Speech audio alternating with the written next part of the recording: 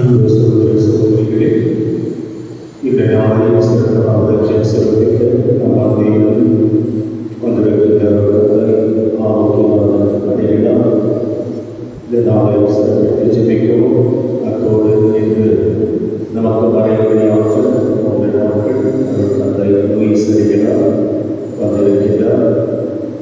நம்முடைய பங்கின் சார்பாக ஆலோசனை குழுவின் சார்பாக இன்றைய நாளை சிறப்பிக்கின்ற அனைத்து பக்தர் விசுவாசிகளே குடும்பங்களுக்காக திருமணி நாம் ஜெபிப்போம். அவருடைய கருத்துக்கள் நிறைய தொடர்ந்து திருமணி வந்தார்கள்.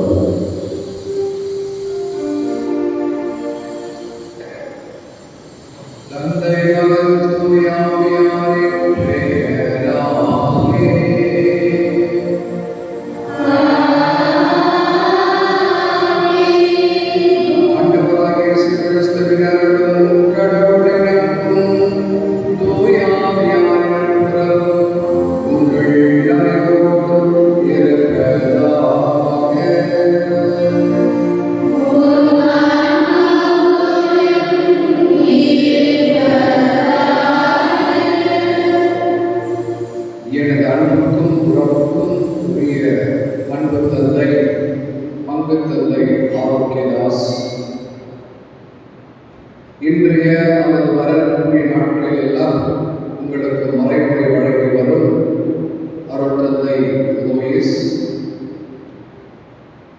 பல ஆண்டுகள் இந்த பங்கிலேயே அற்புதமான ஒரு துணை பங்கு தந்தையாகவும் உங்களுக்கு ஆலோசகராக பணியாற்றி கொண்டிருக்கக்கூடிய விக்டர் பங்கு ஆயர்களே, உங்கள் யாவருக்கும் எங்களது கனிமான வாழ்த்துக்களையும்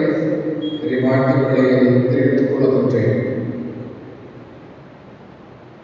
தந்தை அவர்கள் ஒரு நவநாள் நாளில, சிறப்பு நாளில திருப்பலி ஆற்றுக்கொண்ட நீங்கள் வர வேண்டும் என்று கேட்டபொழுது எந்த நாள் வரலாம் என்ற ஒரு யோசனை தோன்றியது. எனவே இந்த நாளை நான் தேர்ந்தெடுத்தேன். இந்த நாளிலே கொரோனாவில் புனித அந்தோனியார் ஆலயத்தினுடைய ஆண்டு பெருவிழாவை தயாரித்துக் கொண்டிருக்கக்கூடிய உங்களுக்கு ஒரு சிறந்த கருத்தாக மறைவுரையாளர் பேசப் போகிறார்.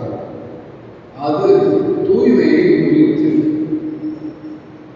தூய்மை என்று சொன்னால் சாதாரண தமிழ்ல சொல்லணும்னா பரிசுத்தம். பெயர் பரிசுத்தமா இருக்கும், ஆனா அவங்க செய்யக்கூடியது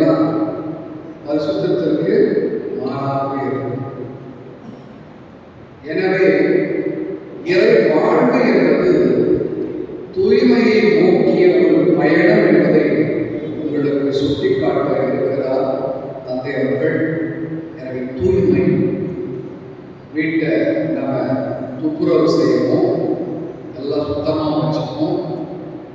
சமையல் கழிவிலிருந்து டாய்லெட் இடப்படுகிற அந்த கழிப்பிடம் வரைக்கும் எல்லா இடத்துலையும் பல சுத்தமாக வச்சுக்கிட்டு இருக்கோம். ஆனால் சில நேரங்களில் வாழ்க்கையில் அந்த தூய்மை என்பது ஒருவேளை தடம் புரண்டு போயிருக்கலாம். எனவேதான் தந்தையவர்கள் தூய்மை என்பது என்ன என்று ஒளி அடிப்படையில் உங்கள் வாழ்க்கையினுடைய அனுபவ அடிப்படையில் பேச இருக்கிறார் என்று நான் கணிக்கின்றேன். எனவே இந்த நேரத்தில் தூய்மை பற்றி நாம் பயணிப்போம். திருப்பலி அர்ப்பணிக்கிற பொழுது தூய்மையோடு அர்ப்பணிக்க வேண்டும் என்று தான் திருச்சபை அழைக்கிறது. ஆகவேதான் ஒப்புரவு பகுதிக்கு வருகிற பொழுது எல்லாம் வல்ல இறைவனிடமும் என்று சொல்லி நாம் கேட்கிறோம், ஆண்டவரே என் குறைகளை மன்னியும் என்று. அப்படி கேட்கிற வேளையில் நாம் தூய்மை பெறுகிறோம். தூய்மை பெற்று பலியில தூய்மையோடு பங்கெடுத்து மீண்டும் இல்லம் திரும்புகிற நேரத்தில் அதே தூய்மையோடு நாம் வாழ விரும்புகிறோம். எனவே அன்பார்ந்த சகோதரர்களே, புனித அந்தோனியாருடைய தூய்மை பற்றி நாம் நினைத்தால் அவர் தூய்மையான வாழ்க்கை வாழ்ந்திருக்கிறார் என்பதை நாம் மனதில் கொள்வோம். அந்தோனியாருக்கு ஒவ்வொரு செவ்வாய்க்கிழமையும் நாம் சிறப்பான கொண்டாட்டுகளை எல்லாம் சொல்லி மனம் மகிழ்கின்றோம். அதே நேரத்தில் அவருடைய நாக்கு அல்லது நாம் இன்றும் கூட முழுமையாக அழியாமல் இருக்கிறதாக நாம் பார்க்கிறோம், நம்புகின்றோம். காரணம், அவருடைய பேச்சில, சிந்தனையில, செயலில தூய்மை இருந்தது என்பதற்காகவே கடவுள் அவருடைய நாவுக்கு சிறப்பான ஒரு குடை தந்திருக்கிறார், அழியா குடை. இந்த நாக்கு என்பதுதான் மனிதனை ஆக்கும் அல்லது அழிக்கும். நமது நாக்கு எப்படி இருக்கிறது? கண்களை மூடி ஒரு சில பிராணிகள் குறைகள் குற்றங்கள் இவற்றை நினைத்து பார்த்து மன்னிப்பு கொள்வோம்.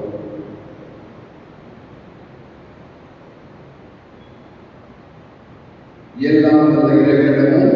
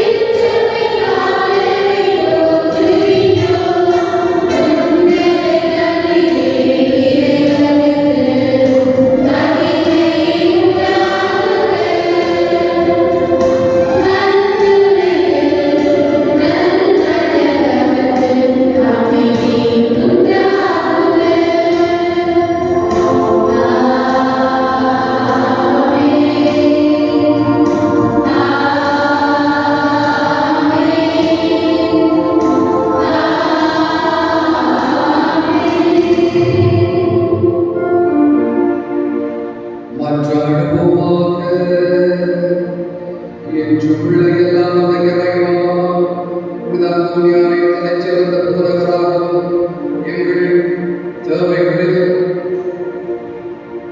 அறிந்து பேசுபவராகவும் உம்மக்களாகிய எங்களுக்கு வழங்கியுள்ளீரே. அதனால் அவரது உதவியால் நாங்கள் கிறிஸ்துவ வாழ்வின் நெறிகளை கடைபிடிக்கவும் எங்களுக்கு நேரிடும் இன்னல்களில் எல்லாம் உமது உதவியை கண்டுணரவும் செய்வீராக. உம்மோடு தூயாவின் ஒன்றிப்பில் இறைவனாய் என்றென்றும் வாழ்ந்து ஆட்சி செய்கின்ற ஆண்டவர் உம் திருமகனாகிய இயேசு கிறிஸ்துவின் வழியாக உம்மை மன்றாடுகின்றோம்.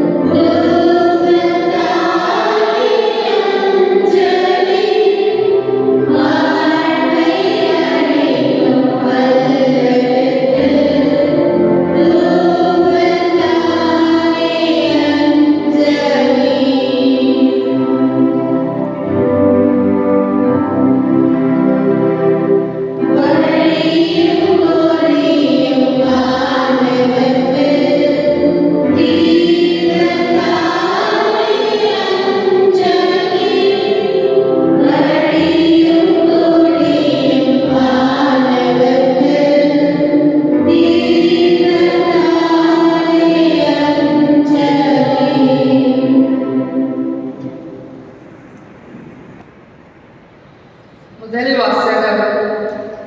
மலை மேல் ஆண்டவர் திருமுன் வந்து நின்று. அரசர்கள் முதல் நூலிலிருந்து வாசகம். அதிகாரம் 19, இறைவார்த்தைகள் 11 16 முடிய. அந்நாட்களில் எலியா அங்கிருந்து குகைக்கு வந்து அதில் இரவை கழித்தார். அப்போது ஆண்டவர், வெளியே வா, மலை மேல் என் திருமுன் வந்து நில். இதோ ஆண்டவர் ஆகிய நான் கடந்து செல்ல இருக்கிறேன் என்றார். உடனே ஆண்டவர் திருமுன் பெரும் சுழல் காற்று எழுந்து மலைகளை பிளந்து பாறைகளை சிதறடித்தது. ஆனால் ஆண்டவர் அந்த காற்றில் இல்லை. காற்றுக்கு பின் நிலநடுக்கம் ஏற்பட்டது. நிலநடுக்கத்திலும் ஆண்டவர் இருக்கவில்லை. நிலநடுக்கத்திற்கு பின் தீ கிளம்பிற்று. தீயிலும் ஆண்டவர் இருக்கவில்லை. தீக்கு பின் அடக்கமான மெல்லிய ஒலி கேட்டது. அதை எலியா கேட்டவுடன் போர்வையினால் தம் முகத்தை மூடிக்கொண்டு வெளியே வந்து குகையின் வாயிலில் நின்றார். அப்பொழுது எலியா, நீ இங்கே என்ன செய்கின்றாய் என்று ஒரு குரல் கேட்டது. அதற்கு அவர், படைகளின் கடவுளாகிய ஆண்டவர் மீது நான் பேரார்வம் கொண்டவனாய் இருந்து வருகிறேன். ஆனால் இஸ்ரேல் மக்கள் உமது உடன்படிக்கையை உதறிவிட்டனர். உம் பலிபீடங்களை தகர்த்துவிட்டனர். உம் இறைவாக்கினரை வாளால் கொன்றுவிட்டனர். நான் ஒருவர் மட்டுமே எஞ்சியிருக்க என் உயிரையும் பறிக்க தேடுகின்றனர் என்றார். அப்போது ஆண்டவர் அவரிடம், நீ வந்த வழி திரும்பி தமஸ்கு பாலைநிலம் நோக்கி செல். அவ்விடத்தை அடைந்தவுடன் அசாவேலை சிரியாவுக்கு மன்னனாக திருப்பொழிவு செய். நிம்சியின் மகன் யெகூவை இஸ்ரேலுக்கு அரசனாக திருப்பொழிவு செய். ஆபேல் மெகாலாவை சார்ந்த சாபாற்றின் மகன் எலிசாவை உனக்கு பதிலாக இறைவாக்கினராக அருள்பொழுது செய். இந்த ஆண்டவர் வழங்கும் அருள்வாக்கு.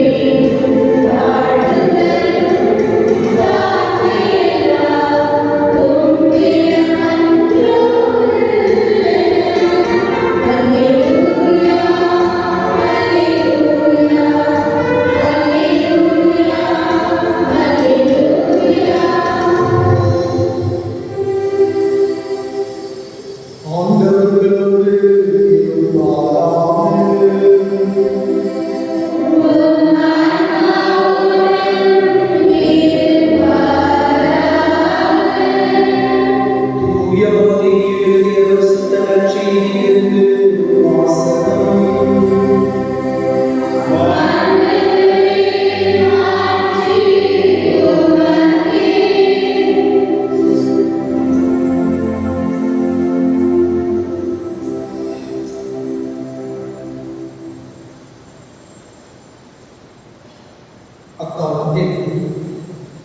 இயேசு தம் சீடரை நோக்கி கூறியதாவது: விபச்சாரம் செய்யாதே என கூறப்பட்டிருப்பதை கேள்விப்பட்டிருக்கின்றீர்கள். ஆனால் நான் உங்களுக்கு சொல்கின்றேன், ஒரு பெண்ணை இச்சையுடன் நோக்கும் எவரும் தம் உள்ளத்தால் ஏற்கனவே அப்பெண்ணோடு விபச்சாரம் செய்ததாயிற்று. உங்கள் வழக்கன் உங்கள் பாவத்தில் விழ செய்தால் அதை பிடுங்கி எரிந்து விடுங்கள். உங்கள் உடல் முழுவதும் நரகத்தில் எரியப்படுவதை விட உங்கள் உறுப்புகளில் ஒன்றை நீங்கள் இழப்பதே நல்லது. உங்கள் வழக்கை உங்களை பாவத்தில் விழ செய்தால் அதையும் உங்களிடமிருந்து வெட்டி எரிந்து விடுங்கள்.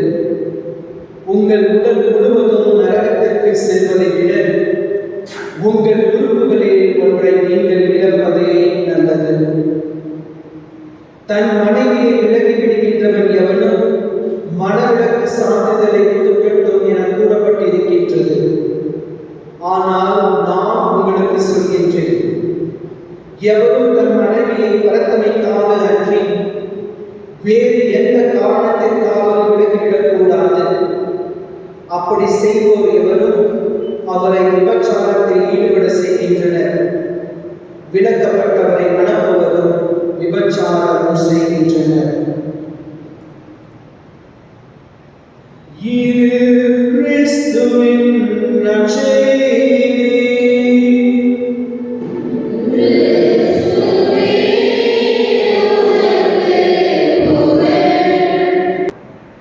நம்புங்கள், கிடைத்துவிடும். நம்புங்கள், கிடைத்துவிடும். நம்பிக்கையோட வந்திருக்கிறீங்களா, இல்லை நம்பிக்கை இல்லாமல் வந்திருக்கீங்களான்னு எனக்கு தெரியாது. நம்பிக்கை இருந்தால் மட்டும்தான் கோடி மீத நம்பிக்கையா உங்களுக்கு கேட்ட வரங்களை எல்லாம் அவர் கண்டிப்பாக தருவார். இல்லை என்றால் இருப்பதும் உங்களுடைய இடத்தில் இருந்து எடுத்துக்கொள்ளப்படும். Praise the Lord. Praise the Lord. Praise the Lord. சத்தம் நீங்க சொல்ல மாட்டேங்கிறீங்க. நான் எந்திரிச்சு நில்லுங்க பார்க்கலாம். ஆண்டவருக்கு எழுந்திருப்போம். நம்பிக்கையோடு எந்திரிச்சு நில்லுங்க. உங்களுக்கு வேணும்னா எந்திரிச்சு நில்லுங்க, வேணாம்னா உட்கார்ந்துட்டே இருங்க. உங்களுடைய இரு கரங்களையும் நெஞ்சில் வைத்துக் கொள்ளுங்கள். கண்களை மூடிக்கொள்ளுங்கள்.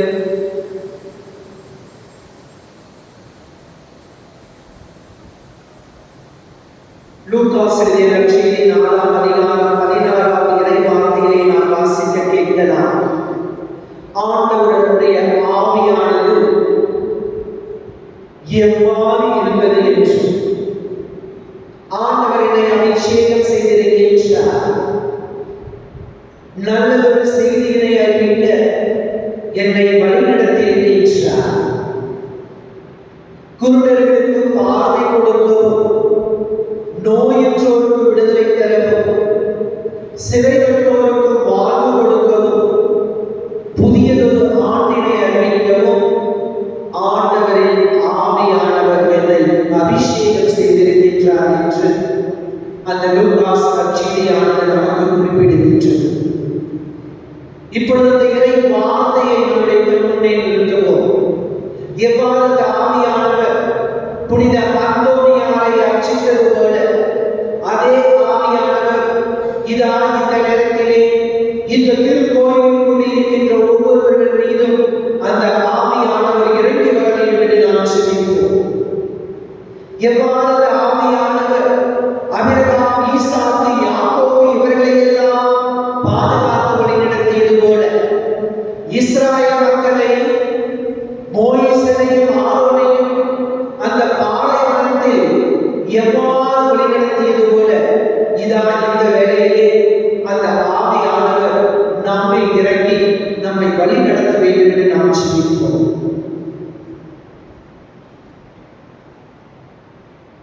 அப்பா தகப்பனே, இறைவா, எங்கே 2-3 பேருடைய பேரை நான் கூடி இருக்கின்றார்களோ அவர்களுடைய மத்தியிலே வாசம் செய்வதற்குரிய இறைவா, இதா இந்த மாலை வேளையில் உமது பெயரினால் கூடியிருக்கின்ற உமது அன்பு மக்களை ஆசீர்வதித்தவர். அந்த ஆவியானவரின் கனிகளையும் கொடைகளையும்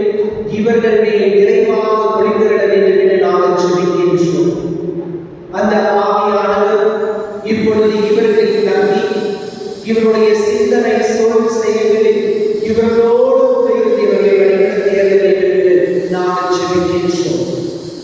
எவ்வாறு ஆவியானவர் கோடி புனிதர் கோடி அற்புதர் அந்தோனியாரை வழிநடத்தியது போல மக்களை எல்லாம் உரிமை என்கின்ற புண்ணியத்தை வளர தன்னையே உண்மையாக அவர் அர்ப்பணித்தது போல இதான் இந்த மக்களை எல்லாம் ஆசீர்வதிக்க வேண்டும் என்று நாங்கள் ஜெபிக்கின்றோம்.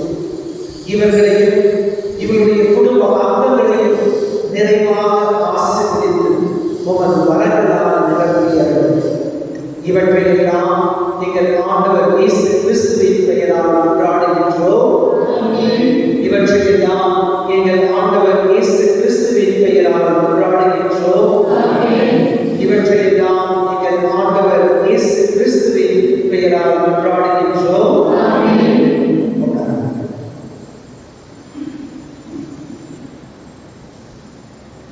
பழைய ஏற்பாட்டிலே நாம் வாசிக்க கேட்கலாம்.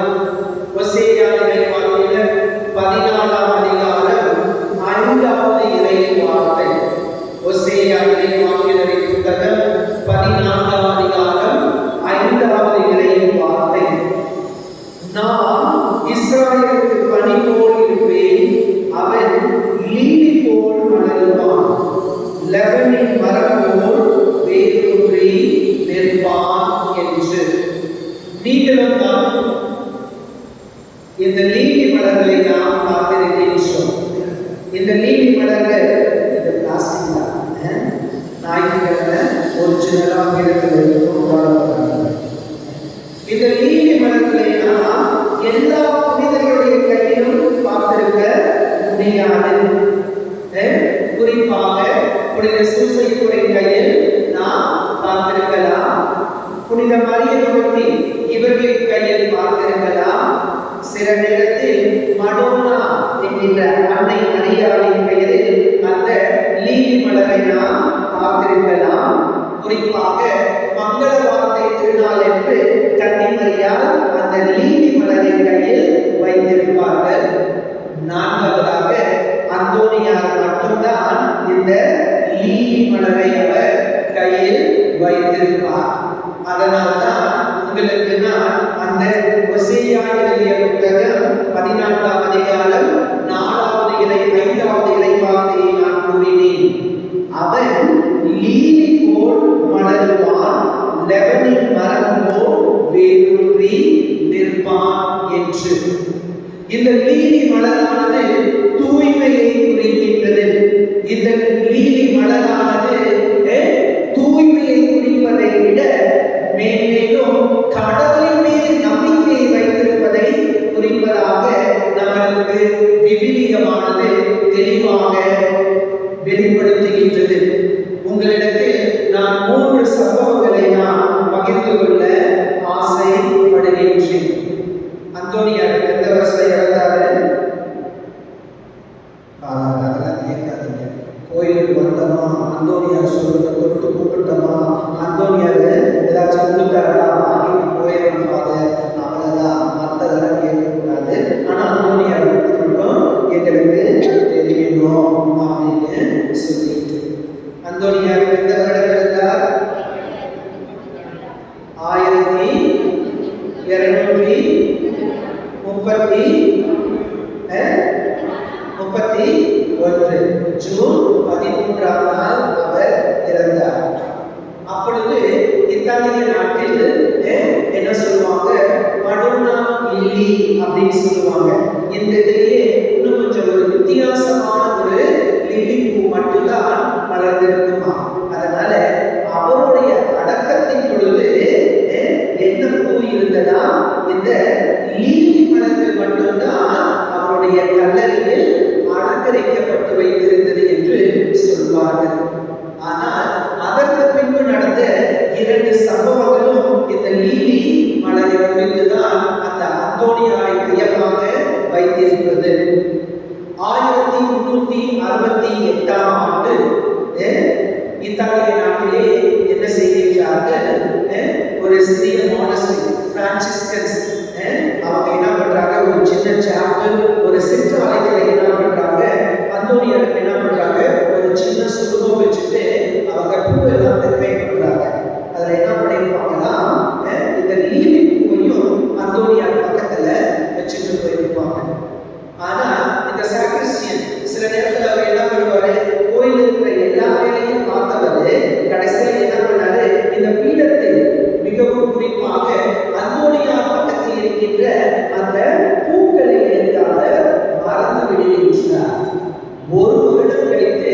மீண்டும் அந்த சிற்றாலயத்திற்கு வந்த பொழுது இந்த லீலி மலர் மட்டும் வாடாமல் இருந்தது. அது மட்டுமல்ல, அதிலிருந்து 2 கிளைகளானது இருந்தது என்று அவர்கள் சாட்சியத்தை அவர்கள் வெளிப்படுத்தினார்கள். மீதி பூவெல்லாம் என்னது? வாடி வதங்கி இருந்தது அல்லது முடிந்து விட்டது. ஆனால் அந்தோனியாருக்கு வைக்கப்பட்டிருந்த அந்த லீலி மலர் மட்டும் வாடாமல் இருந்தது என்று குறிப்பேடுகள் கூறுகின்றன. இரண்டாவதாக 17ஆம் நூற்றாண்டில் பிரெஞ்சு ரெவல்யூஷன், பிரான்ஸ் நாட்டிலே புரட்சியானது ஏற்பட்டது. அப்ப என்ன பண்றாங்க? மீண்டும் இத்தாலி நாட்டில் என்ன பண்றாங்க? இருக்கின்ற இந்த பிரான்சிஸ்கன் ஃபாதர்ஸ் என்ன பண்றாங்க? ஒரு சின்ன இடத்துக்கு போயிட்டு ஒரு குகைக்குள்ள போயிட்டு என்ன பண்றாங்க? போரில் பயந்து கொண்டு அவர்கள் இருக்கின்றார்கள். அப்பொழுது அங்க இருக்கின்ற ஒரு பிரதர் என்ன பண்றாருன்னா, நம்ம அந்தோனியார்கிட்ட வேண்டிக்கலாம், அந்தோனியார்கிட்ட வேண்டிக்கிட்டோம்னா எல்லாமே நடக்கும் அப்படின்னு சொல்லிட்டு அவங்க என்ன பண்றாங்க? ஒரு சின்ன பீடத்தை எழுப்பி விட்டு அந்தோனியார் சுரத்தை வச்சுட்டு அங்க ஒரு லீலி பூவை வைத்து செல்கின்றார். ஆனால் ஒவ்வொரு நாடும் வந்து பார்க்கும் பொழுது அந்த லீலி பூ அப்படியே தான் இருந்ததாம், ஒன்றும் வாடாமல். இன்னைக்கெல்லாம் ஒண்ணுமே இல்லை, ஓஎஸ்எஸ் எல்லாம் வச்சிருப்பாங்க. இதில் சிஸ்டர்ஸ் என்ன பண்ணுவாங்க? ஸ்னைட்டு அப்படியே ஸ்ப்ரே பண்ணி விடுவாங்க. இல்லைன்னா பேராசிட்டமால் இல்லை ஆஸ்பிரின் டேப்லெட்டு எதையாவது போட்டு வச்சா மட்டும்தான் இந்த பூவு வாடாமல் இருக்கும். ஆனா அந்த காலத்துல இந்த ஓஎஸ்எஸ் இல்லை, வேற ஒண்ணுமே இல்லை. சும்மா என்ன பண்ணுவாங்க? அப்படியே இப்படி வச்சுட்டு போற பூ மட்டும்தான். அந்தோனியாருக்கு வைக்கப்பட்டிருந்த அந்த லீலி மலர் வாடாமல் இருந்தது என்று 17ஆவது நூற்றாண்டில் அவர்கள் அந்த பிரான்சிஸ்கன் ஃபாதர்ஸ் என்ன பண்றாங்க? லீலி மலரை குறித்து அவர்கள் வெளிப்படுத்துகின்றனர். மூன்றாவதாக நாம் குறிப்பிடப்படுகின்றது ஒரு உண்மை சம்பவம். 18ஆம் நூற்றாண்டில் 1836 ஜூன் 13 ரொசாலியா என்கிற பெண்மணியானவர் கேன்சர் நோயினால் அவதிப்பட்டுக் கொண்டிருக்கின்றார். அப்பொழுது யாரோ அவர்களிடத்தில் சொன்னார்களா, நீ சென்று ஒரு லீலி மலரை அந்தோனியாரின் கல்லறையில் வைத்துவிட்டு வேண்டிக் கொண்டு வா, அப்பொழுது கண்டிப்பாக உங்களுக்கு நோயெல்லாம் மறைந்துவிடும் அல்லது மாய்ந்துவிடும் என்று. இந்த பெண்மணியும் அதிவிசுவாசியாக சென்றாலோ அல்லது நல்ல விசுவாசியாக சென்றாலோ தெரியாது, லீலி மலரை வாங்கிக் கொண்டு அங்கு சென்று அந்த பலிபீடத்தில் வைத்தார், கல்லறையில் வைத்து அவர்கள் ஜெபிக்கும் பொழுது அந்த லீலி மலரில் இருந்து மனமானது வெளியே வந்து அவருடைய நோயை முழுமையாக அன்றே குணமாக்கியது என்று அந்த உண்மை சம்பவமானது நமக்கு வெளிப்படுத்துகின்றது. இதை ஏன் நான் கூறுகின்றேன்? ஏனென்றால் இந்த லீலி மலர் ஒரு தூய்மையை குறிக்கின்ற ஒரு மலராக இருக்கின்றது. நீங்களும் நானும் எப்பொழுது தூய்மையாக இருக்கின்றோமோ அப்பொழுது இறைவனானவர் நம்முடைய உள்ளத்தில் வந்து தங்குவார். இதைதான் தொடக்க நூலிலே நாம் எடுத்துக்கொள்ளலாம். எப்பொழுது ஆதாமும் ஏவாளும் தூய்மையாக இருந்தார்களோ அப்பொழுது இறைவன் அவர்களோடு கூட நடக்கின்றார்.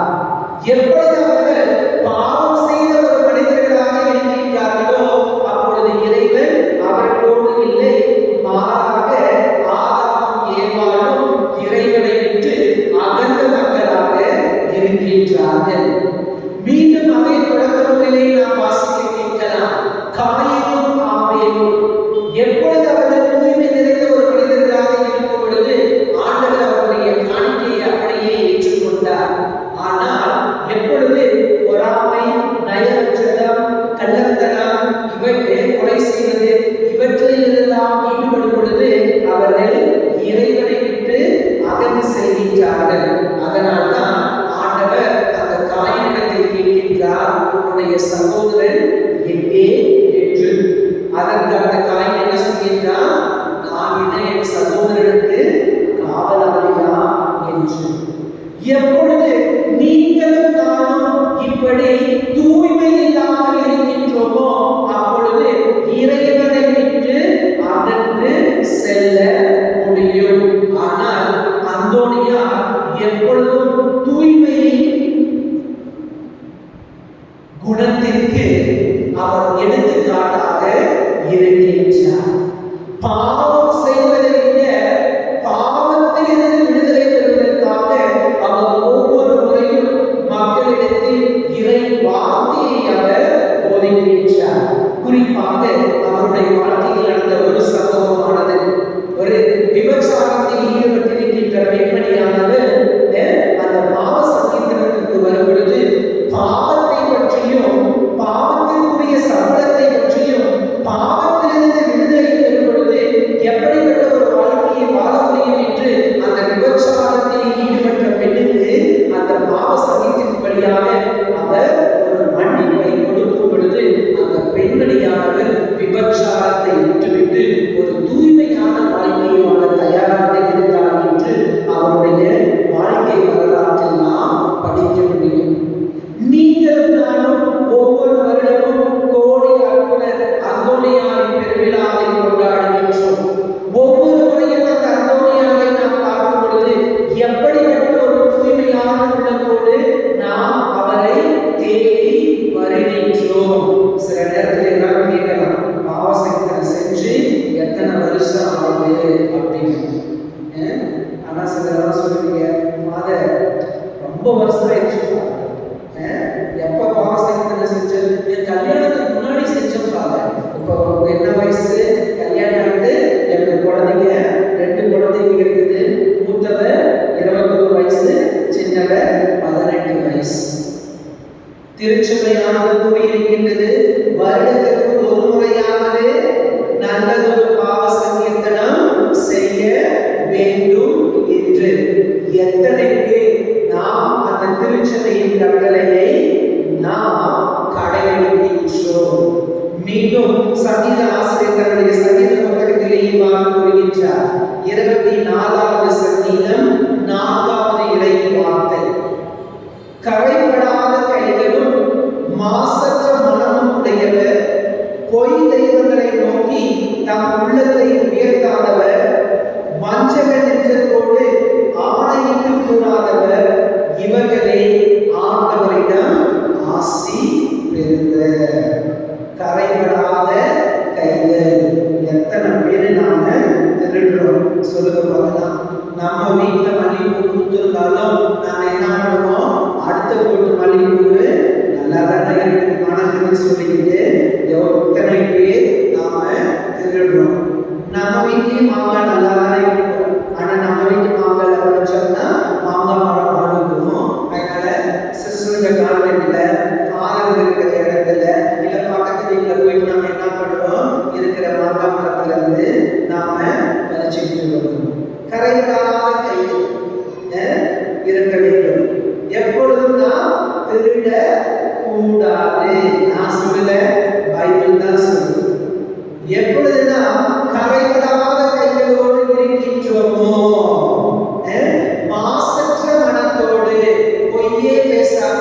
ஆனா சிலனா என்ன பண்ணுவோம்?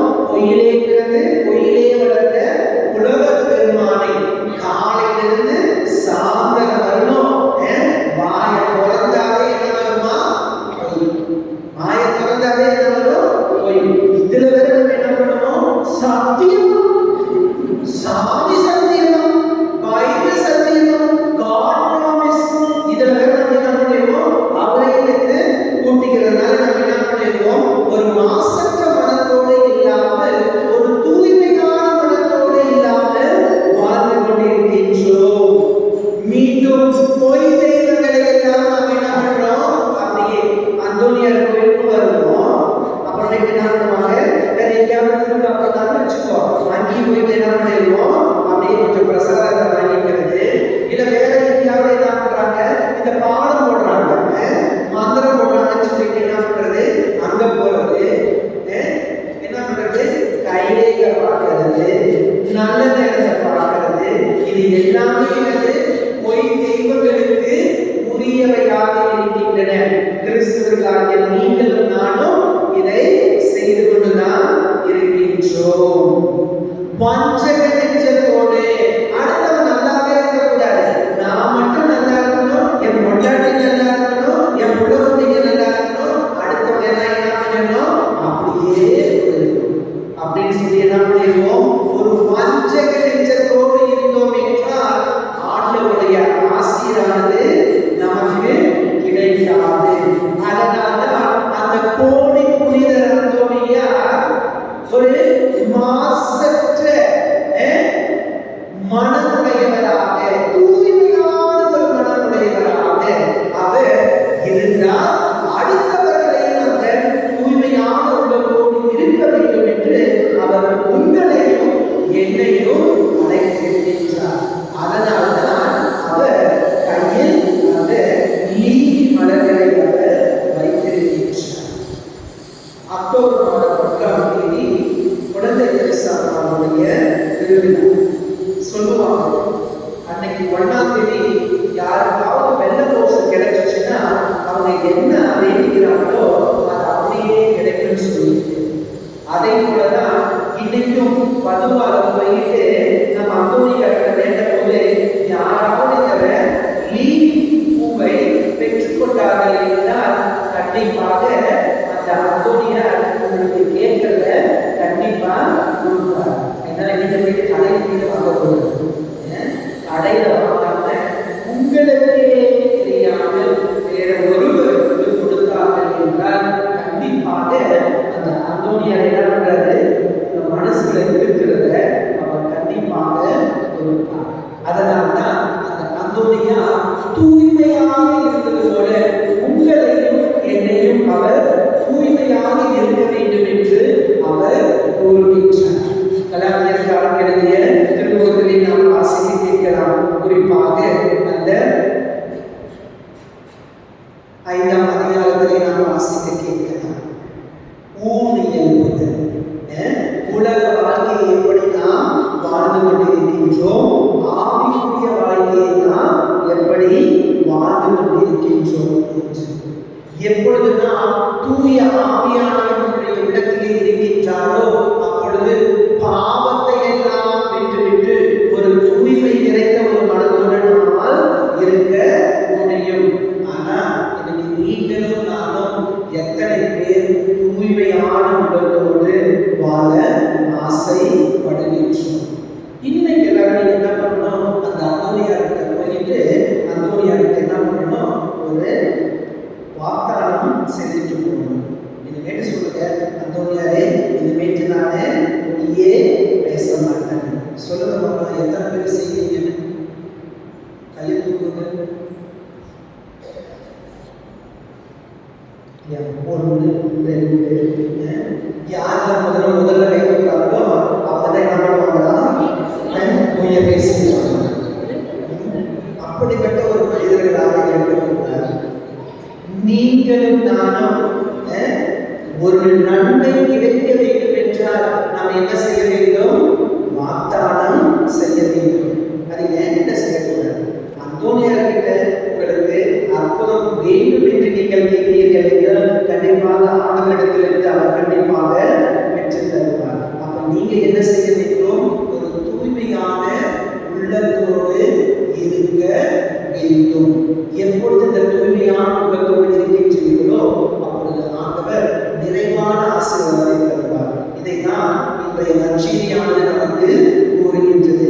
உங்களுடைய வழக்கன் பாவத்தில் ஈடுபட உங்களை ஈடுபடுத்தினால் அந்த வழக்கண்ணை நீங்கள் பறித்து எடுங்கள்.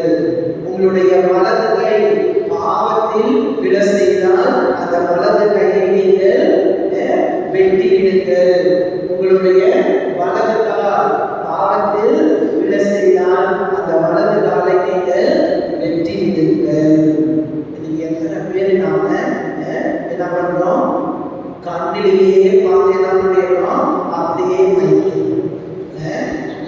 தெரியுது, மயக்கிதான் என்ன பண்றோம், நாம தேவையில்லாத சிந்தனைகளை எல்லாம் நாம் நம்முடைய இடத்தில் வரவிட்டு குடும்பத்திலே பிரச்சனையை நாம் உருவாக்கி கொண்டிருக்கின்றோம். அதனாலதான் என்ன சொல்லுவோம், கண்ணை நாம் என்ன பண்ணணும், அதற்கு குதிரை போல இருக்கணும். குதிரைக்கு என்ன பண்ணியிருக்காங்க,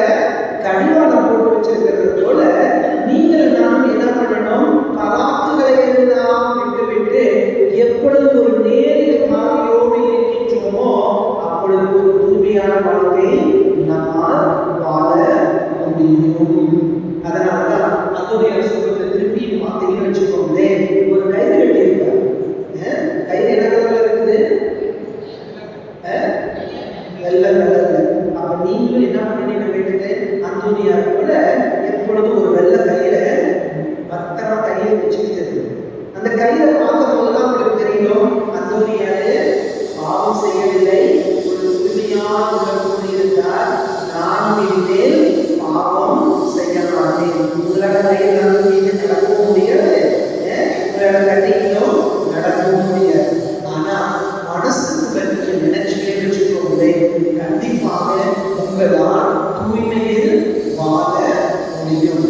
எப்பொழுது உங்களுடைய மனமும், எப்பொழுது உங்களுடைய உள்ளமும், எப்பொழுது உங்களுடைய உடலும் தூய்மையாக இருக்கிறதோ அப்பொழுது ஆண்டவருடைய ஆசீர்வாதம் அதிகமாக இருக்கும். இயேசு கிறிஸ்துவில் மிகவும் பிரியமான சகோதர சகோதரிகளே, பிரியமான சங்கீத ஆசிரியர் மீண்டும் தன்னுடைய சங்கீத புத்தகம் 27 இறைவாக கூறுகின்றார். ஆண்டவரை நான் மன்றாடும் பொழுது என் குரலை கேட்கிறோம். ஆண்டவரை நான் மன்றாடும் பொழுது என் குரலை கேட்கிறோம். இப்ப நம்முடைய குரலை ஆண்டவர் கேட்க வேண்டும் என்றால் தூய்மையான குரலோடு இருக்கிறது. தூய்மையான குரலோடு நீங்கள் இருந்தால்தான் ஆண்டவருடைய குரலை கேட்பார். எனவே அந்த கோடையை அந்தோனியாரை ஆட்சிப்போம். நாம் குடும்ப ஆண்டவரும் தூய்மை என்கிற புண்ணியத்தில் வளர வேண்டும் என்று தொடர்ந்து செல்வோம். ஆமென்.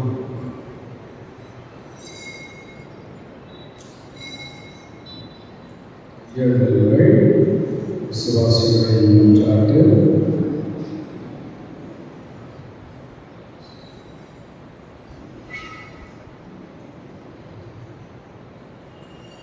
உங்கள் பதில், ஆண்டவரே எங்கள் மன்றாட்டை கேட்டருளும். ஆண்டவரே எங்கள் மன்றாட்டை கேட்டருளும். அன்பின் இறைவா, உமது மந்தையை வழிநடத்த நீர் தேர்ந்து கொண்ட எங்கள் திருத்தந்தை பிரான்சிஸ், எமது பேராயர், ஏனைய ஆயர்கள், குருக்கள், கன்னியர், துறவியர் அனைவரும் உமது இரக்கத்தின் இறைவா, எம் நாட்டை வழிநடத்தி செல்லும் நாட்டு தலைவர்கள் தங்களின் சுயநலன்களை விடுத்து தங்கள் கடமைகளில் நிலைத்து நின்று அன்பு உணர்வுடன் மக்களுக்கு பணிபுரிய நல்ல மனநிலை தந்திட வேண்டும் என்று இறைவா உம்மை மன்றாடுகின்றோம். அருள் தரும் இறைவா, நாங்கள் எங்கள் அன்றாட வாழ்வில் இறைவனின் கட்டளைகளை கடைபிடித்து இறை திட்டத்திற்கு ஏற்ப ஒருவர் மற்றவரிடம் அன்பு செலுத்தி வாழவும், அதன் வழியாக இறை அன்பு எங்கள் உள்ளங்களிலும் இல்லங்களிலும் வளர்ந்திட அருள் தர வேண்டும் என்று இறைவா உம்மை மன்றாடுகின்றோம். வாழ்வு தரும் இறைவா, எங்களின் வாழ்வு பாதையில் நாங்களும் பலமுறை அன்பு பார்வையின்றி சுயநல பார்வையுள்ளவர்களாய் மட்டுமே வாழ்ந்திருக்கின்றோம். எங்கள் பார்வைகளை தெளிவுபடுத்தி எங்கள் பாதைகள் அன்பின் பாதைகளாக மட்டுமே இருக்க வரம் தர வேண்டும் என்று இறைவா உம்மை மன்றாடுகின்றோம்.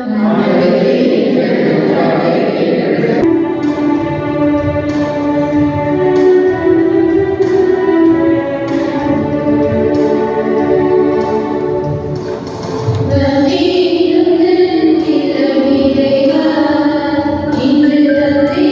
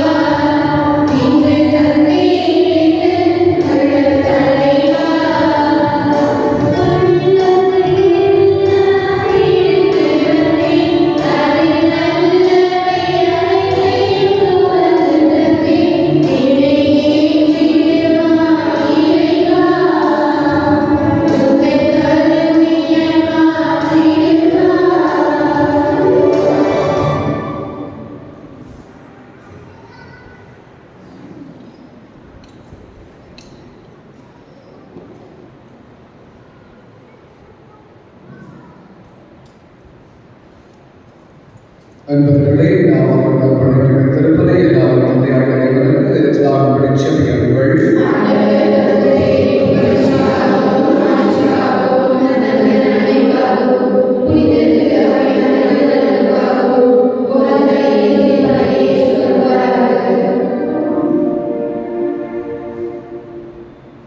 ஆண்டவரே இரக்கத்துடன் எங்கள் பணியை கண்ணோக்கியருள தூய அந்தோனியாரை மன்றாட்டின் வழியாக உம்மை வேண்டுகின்றோம்.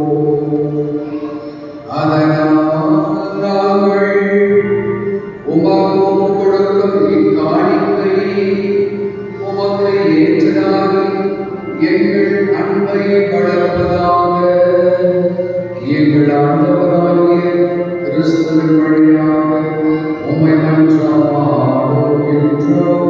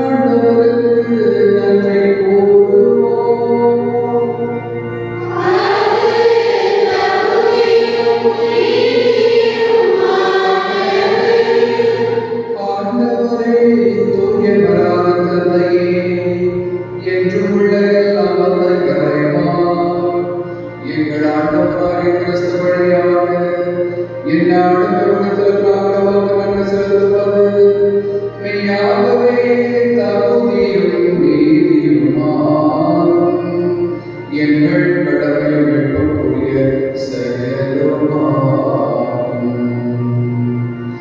ஏனெனில் புனித அந்தோனியாருடைய விழாவில் உமது திருநாமை மகிழ்ந்திருக்கச் செய்கின்றேன். அவருடைய இறைப்பற்றுமிக்க வாழ்க்கை நிறைய எடுத்துக் காட்டினார். அதற்கு வலுவூட்டுகின்றேன்.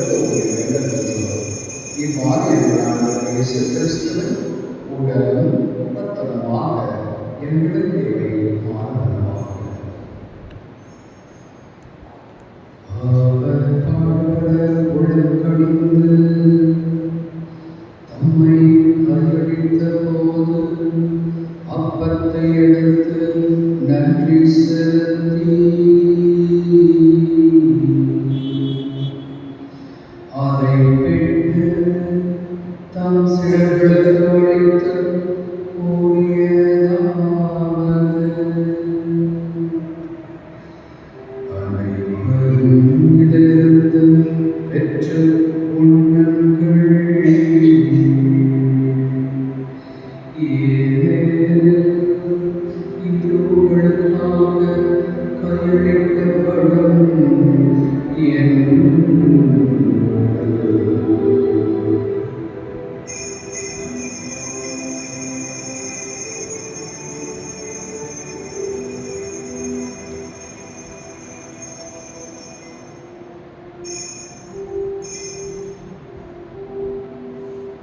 அவ்வளவே இரவு விருந்தை அருந்திய பின் கிண்ணத்தை எடுத்து மீண்டும் உமக்கு நன்றி கூறி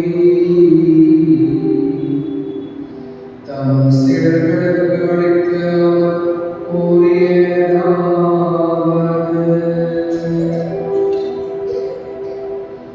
அனைவரும் இதிலிருந்து பெற்று பருகுங்கள்.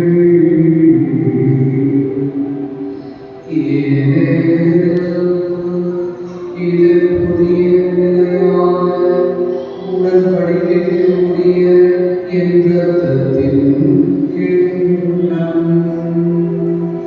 இது பாவ மன்னிப்புக்கென்று உங்களுக்காகவும் பலருக்காகவும் சிந்தப்படும். இது என் நினைவாகச் செய்யுங்கள்.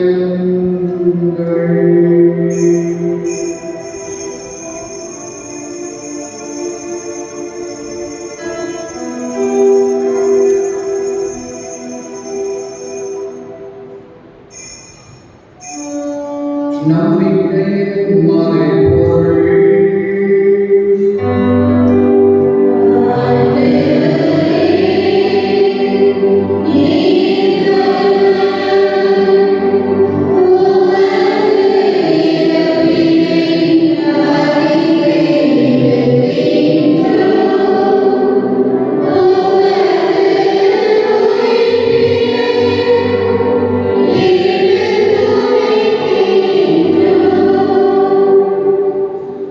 ஆகவே ஆண்டவரே, நாங்கள் கிறிஸ்துவின் இறப்பினையும் உயிர்ப்பினையும் நினைவுகூர்ந்து வாழ்ந்தரும் அப்பத்தையும் இப்படிக்கும் கிண்ணத்தையும் உமக்கு ஒப்புக் கொடுக்கின்றோம். உம் திருடம் என்று ஊழியக்கூடிய தகுந்தவர்கள் என்னை ஏற்றுக்கொண்டீர். எனவே உமக்கு நன்றி செலுத்துகின்றோம். மேலும் கிறிஸ்துவின் உடலிலும் இரத்தத்திலும் பங்கு கொள்ளும் எங்களை தூய ஆவியார் ஒன்று சேர்க்க வேண்டும் என உம்மை ஆணையுடன் மன்றாடுகின்றோம். ஆண்டவரே, உலகெங்கும் பரவிக் கொண்டிருக்கிற வயதிலும் கூடுதலும் தந்தை காண்டு பேராயம் மக்களும் எல்லாரோடு கொண்டிருக்கிற வயதான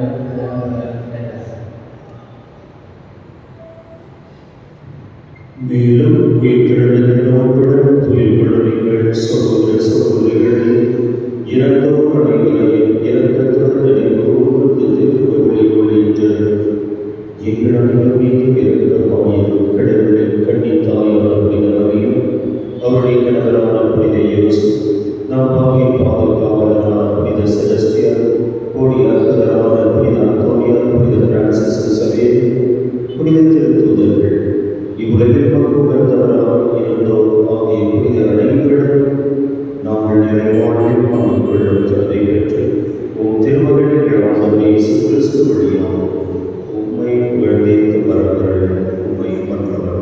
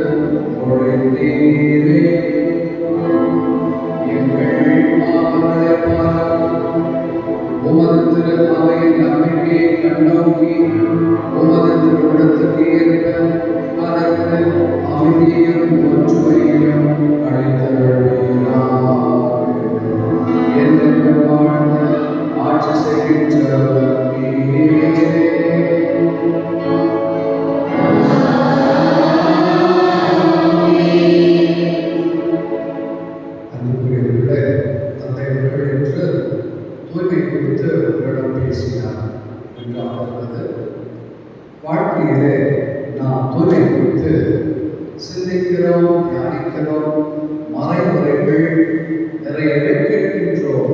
ஆனால் வாழ்க்கையிலே அதை கடைபிடிப்பதில் சற்று தொய்வடைந்து விடுகிறோம்.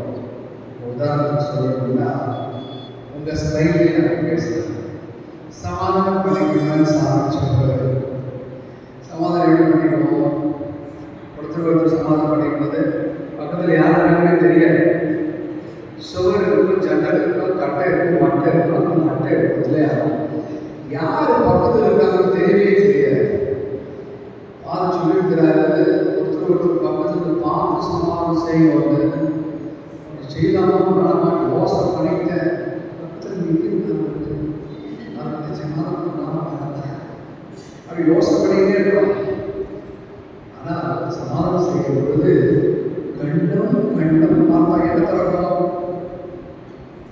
உங்க டைலாக் சொல்லுங்க. கண்டம் பார்த்தால் சொல்லுங்க என்ன பிறக்கும்? சொல்லிட்டார்ல, காதல் பிறக்கும். அந்த காதல்ங்கிறது உண்மைதான். அந்த காதல்ங்கிறது ஆண் பெண் காதல் சொல்றது ஒரு கொச்சையான சொல்லு. ஆனால் காதல் என்பது இருவருடைய உள்ளங்கள் ஒன்றிப்பதற்குத்தான் காதல் பொருள். அப்ப என்னுடைய பக்கத்தில் யார் இருக்காங்க? என்னுடைய இடப்பக்கத்தில் யார் இருக்காங்க? எங்க வீட்டில் வந்து அதோட சமாதானம் செய்யணுமா வேண்டாமா? வீட்டுக்கு போன உடனே அத்தை போராட்ட சொல்லலாம் வேண்டாமா? மறுபடியும் இருக்கு, அதுக்கு வேண்டிய போட்டி சொல்லலாமா வேண்டாமா? யோசனையிலேயே தான் நம்ம பார்த்து ஓட்டிக்கிட்டு இருக்கோம். ஆனால் இந்த கோயிலில் மட்டும் ஏதோ ஒரு தலையாட்டி மாதிரி செய்கிறோமா இல்லையா? இல்லை சொல்ல மாட்டேங்க. இன்னைக்கு நீதிமன்றம் பற்றி சொல்லியிருக்காருன்னு சொன்னால் நீங்கள் நான் வீட்டுக்கு போவேன். யார் என்னோட பேசாமல் இருக்காங்களோ அல்லது யாரோட எனக்கு குரல் இல்லையோ அந்த இடத்துல நான் போய் சமாதானம் பண்ணிக்கிட்டேன்னா தான் இந்த திருப்பதியை முழுமைப்படுத்தும். ஆமென். என்ன சொல்ல பண்றீங்க? கடைசியா ஆண்டவர் சொல்லியிருக்காருல, என்ன சொல்லியிருக்காரு? நீங்க காணிக்கை போடுறதுக்கு முன்னாடி யாருமாவது கசப்பான குணத்தோடு இருந்தா அவரோட போயிட்டு ஒப்புரவு பண்ணிக்கோங்க. ஒப்புரவு என்றால் மீண்டும் ஒருவர் புதுப்பிச்சுக்கோங்க, பண்ணிக்கிட்டு அப்புறம் வந்து சமாதானம் அல்லது காணிக்கை கொடுக்கிறாரு இல்லையா? நம்ம கடைபிடிக்கிறோமோ இல்லையே? எனவே இந்த நேரத்தில் அதனுடைய அதே வார்த்தையோட உங்களை சொல்கிறேன், ஒரு தீர்மானத்தோட சரி சமாதானம் செய்து ஆற்றோல் சமாதானம் பண்ணினேன்னா என் இதயம் வாழும். ஆமென். நான் சமாதானம் பண்ணலைன்னா இதயம் கொடுத்துட்டு போயிடும். நிறைய பேருக்கு ஹார்ட் அட்டாக் ஈஸ்வர ஒரு வேற வச்சுக்கோங்க. ஆனா அந்த பகைமையினாலதான் நிறைய பேர் ஏன் கண்டாலே ஒதுக்கி அவனை பார்த்தாலே அவன் பேர் கேட்டாலே கொதிக்கிறது. புரியுதா இல்லையா? உங்க வீட்டுல அரிசி கொதிக்கிறது இல்லையோ, பருப்பு சாப்பாடு கொதிக்கவே இல்லையோ, மனசு கொதிக்கிறதுங்க. காரணம் முடியலை அப்படிங்கிற நிலைப்பாடு பிடிக்கும்.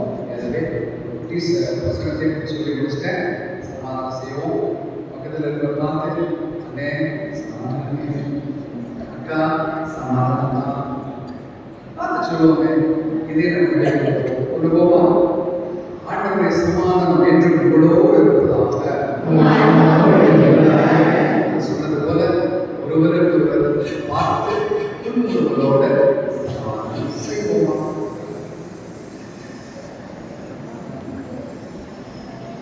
உலகின் பாவங்களை போக்கும்